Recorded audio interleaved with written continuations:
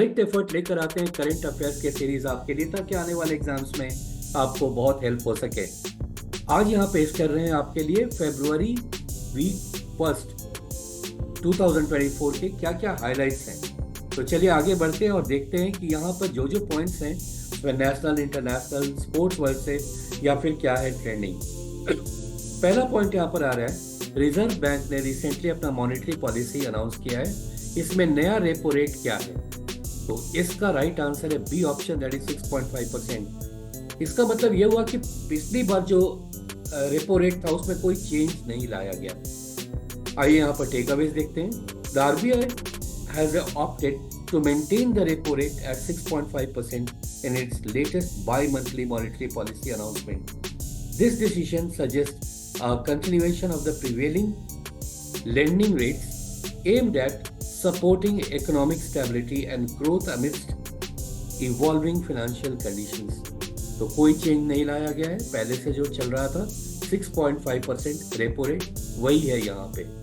Repo rate होता क्या है? रेपो रेट होता है रीपरचेज रेट, यानी इसे शॉर्ट टर्म लोग रेपो रेट कहते हैं।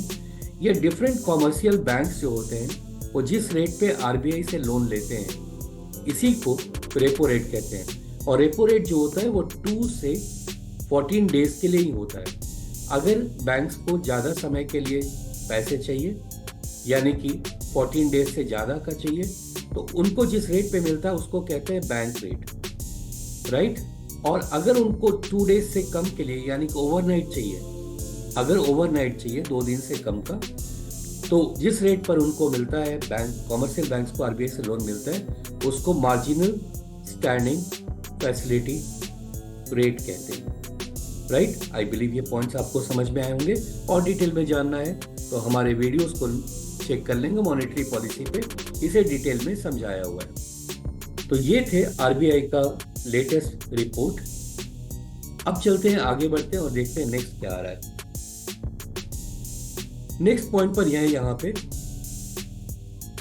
अभी रिसेंटली 5 लोगों को भारत रत्न जो सिविलियन अवार्ड है, हाईएस्ट सिविलियन अवार्ड इंडिया का, वो अनाउंस किया गया है। ये रहे वो 5 लोग।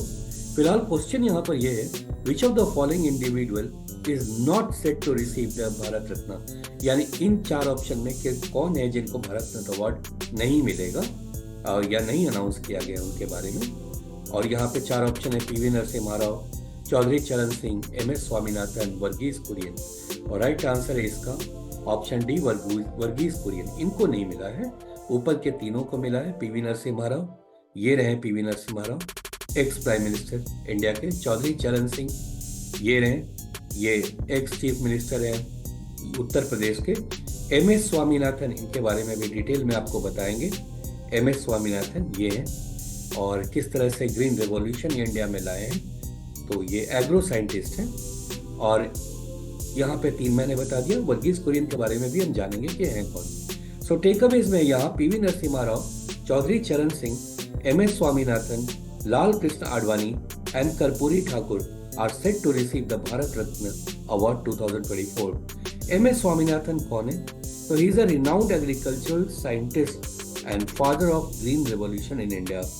P.V. Narasimha Rao, former Prime Minister, Karpuri Thakur, former Chief Minister of Bihar, L.K. Advani, former Deputy Minister, 7th Deputy Minister of India, and Chaudhary Charan Singh, former Chief Minister of UP. और वैसे भी किसान नेता के नाम से ये ज़्यादा जाने जाते हैं उस ओहदे से। अब चलते हैं टेकअवेज में, एक और भी है। वर्गीस कुरियन कौन है जिनका नाम यहाँ पर अपीयर हुआ है? Is not one of the recipient of India's highest civilian award. Kurien was a prominent figure known for his contribution to India's dairy industry, notably as the architect of white revolution.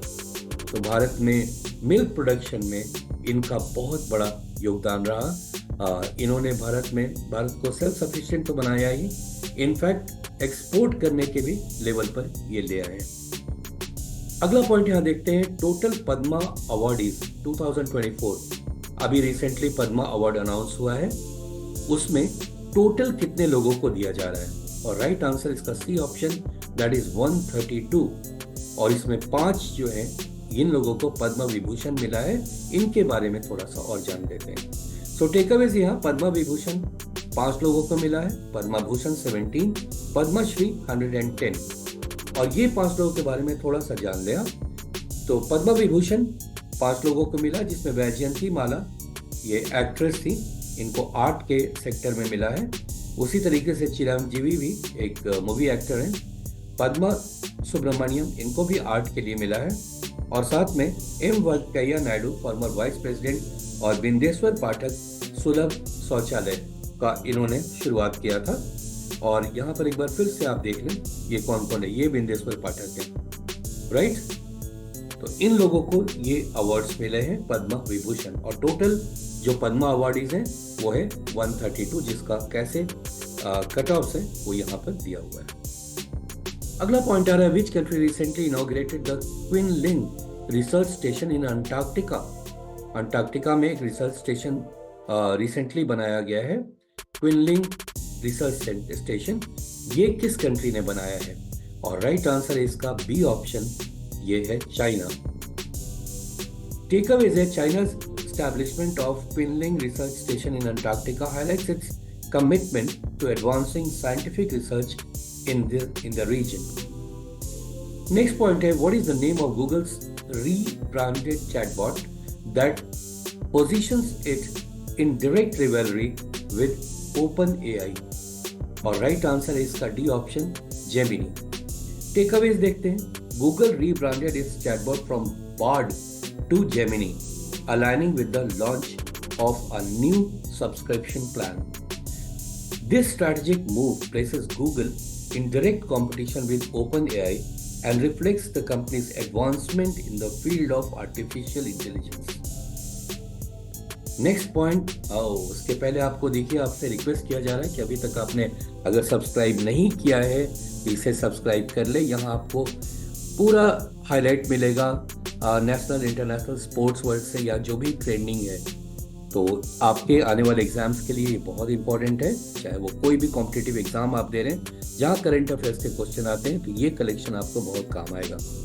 तो आइए हम और आगे बढ़ते हैं और देखते हैं नेक्स्ट पॉइंट हमारा क्या आ रहा है।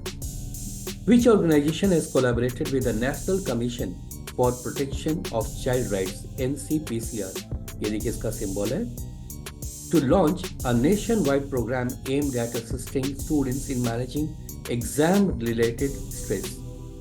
तो यहाँ पे इसका राइट आंसर आ रहा है सी ऑप्शन, मेटा। टेकअवेज देखते हैं, Meta in collaboration with the National Commission for Protection of Child Rights has launched a nationwide program to help students cope with exam-related stress. This initiative aligned with the Prime Minister's Pariksha Pe Charcha program and the NCPCR 6th edition of परीक्षा पर। अगला point है यहाँ पे, in which Indian state did the micro, small and medium enterprises, that is MSME, minister launched smart cards for startups. Startups को help करने के लिए एक स्मार्ट कार्ड लॉन्च किया, जिसमें काफी सारी फैसिलिटी मिलेंगी स्टार्टअप्स को। तो ये किस स्टेट में ये लॉन्च किया गया है? और राइट आंसर इसका ए ऑप्शन, तमिलनाडु। टेकअवेज देखते हैं, the smart cards for startups were launched by the MSME minister of Tamil Nadu, offering a range of products and services at subsidized rates to support the growth of businesses in the state. Next आ रहा है, ये बहुत बढ़िया है, जो लोग कम पढ़े लिखे हैं उनके लिए ये बहुत बड़ा एक अपॉर्चुनिटी एक स्टेट ने शुरू किया है। Where was the construction skill training centre inaugurated? कहाँ पर ये इनॉग्रेशन हुआ इसका? Construction skill training. तो यहाँ पे कंस्ट्रक्शन से रिलेटेड स्किल्स डेवलप कराए जाएंगे लोगों को, ताकि वो एक स्किल्ड वर्कर के रूप में कहीं भी उनको जॉब मिलने में कोई परेशानी नहीं हो। तो कहाँ पर ये शुरू किया गया? और इसका राइट आंसर है बी ऑप्शन, आसाम। आसाम में ये शुरुआत हुआ है। The construction skill training centre was inaugurated in Assam as per the collaboration effort between Assam government and Larsen & Toubro.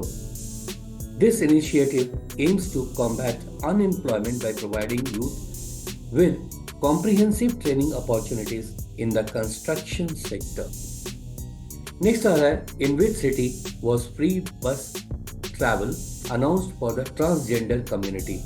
तो ट्रांसजेंडर कम्युनिटी के लिए अब बस में घूमना इस राज्य या यूनियन टेरिटरी जो है वहाँ पे फ्री हो चुका है। वैसे डिबेटेबल बात है, क्या वो पहले उनसे कोई टिकट ले सकता था? चलिए, यहाँ 4 ऑप्शन है और देखते हैं इसका राइट आंसर क्या है। और राइट आंसर है बी ऑप्शन, दिल्ली। यहाँ दिल्ली में अब ट्रांसजेंडर्स को ये एक फैसिलिटी दी गई है कि वो बस में फ्री ट्रैवल कर सकते हैं, राइट। Takeaways यहाँ पे, free bus travel for the transgender community was announced in Delhi, aiming to address societal neglect and promote equal rights for marginalized groups. Next आ रहा है, इंडिया का रैंक बहुत जबरदस्त जंप किया है लॉजिस्टिक परफॉर्मेंस इंडेक्स रिपोर्ट 2023 में। Out of 139 countries अब इंडिया का रैंक क्या है? और अब इंडिया का रैंक है टी ऑप्शन, दैट इज 38। यहाँ ग्राफ में भी देख रहे हैं, लास्ट टाइम 2014 में ये 54th पोजीशन पे था और उसके बाद अभी जो रिसेंट रिपोर्ट आया है उसमें ये 38th पोजीशन पर चला गया है। और यह टेकअवेज आ रहा है, India has been rank 38 out of 139 countries in the world bank's logistic performance index. ये वर्ल्ड बैंक लाता है ये इंडेक्स, उसमें तो इस रिपोर्ट में इंडिया का रैंक अब 38 है, showing significant improvement from the previous position of 44th in 2018 and 54th in 2014. So 14 के 4 साल के बाद जो है उसमें 44th रैंक था और उसके बाद 4 साल के बाद जो अभी आया है उसमें इंडिया का रैंक 38 है। फ्रेंड्स, अब यहाँ पहुंच गए हम अगले पॉइंट पे जो बहुत इंपॉर्टेंट है। Which company recently achieved a record high market capitalization surpassing of 15 lakh crore? तो कौन सी कंपनी ये अचीवमेंट मिला उसे, ये इस जगह पर पहुंचने वाला कौन सा कंपनी है out of these 4? And the right answer है D option, Tata consultancy services. Takeaways है यहाँ, Tata consultancy services, in short it's known as TCS. The leading IT services company recently saw the market's capitalization surge over 4%, crossing a 15 lakh crore mark. This remarkable achievement contributes to TCS, Tata Group's historic 30 lakh crore market capitalization, highlighting TCS significant success. ये एक बड़ा global news है यहाँ पे। Which country's largest sovereign wealth fund ADIA is planning a 4 to 5 billion investment in India via GIFT City? ये बहुत बड़ा investment है जो इंडिया में होगा और ये कौन सा कंट्री करने वाला है वो आपके 4 ऑप्शन से बताने हैं। राइट आंसर इसका United Arab emirate, that is UAE। Takeaways देख लेते हैं। The Abu Dhabi investment authority ADIA, the largest sovereign wealth fund in the UAE, is establishing a substantial investment fund totaling 4 to 5 billion through India's Gujarat International Finance Tech City, that is GIFT City. Friends, यहाँ पर हम आ गए अगले point पे और यहाँ पे question है ये कि what is the name of the mobile health service providing weekly messages on maternal and child health, launched by union minister of state for health and family welfare. और राइट आंसर है इसका D option, that is Kilkari. Takeaways देख लेते हैं। Kilkari is the mobile health service providing weekly messages on maternal and child health, launched by Union Minister of State for Health and Family Welfare to strengthen public health infrastructure in Maharashtra and Gujarat.